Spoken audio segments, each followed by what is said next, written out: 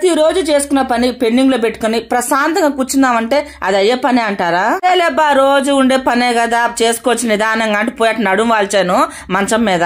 అటు మిసులుతుంటే ఈ పని గుర్తొస్తుంది, ఇటు మిసులుతుంటే ఈ పని గుర్తొస్తుంది. ఇక పడుకునేది ఎక్కడ దుంపదేగా, ఇక పడుకునేది లేదు ఏం లేదని గబ్బ లేసి వచ్చి ఇక సామాన్ ఎంత అయితే సర్దుకుంటా కూర్చున్నాను. నాకు ఒక్కదానికన్నా ఈ ప్రాబ్లం, ఇళ్లలో ఉండే ప్రతి హౌస్ వైఫ్ కి ఇదే ప్రాబ్లం. ఆ వీడియోలోకి తెలిపోదాం. కొన్ని గ్రాసరీస్ కొన్ని కూరగాయలు అయితే లేవు.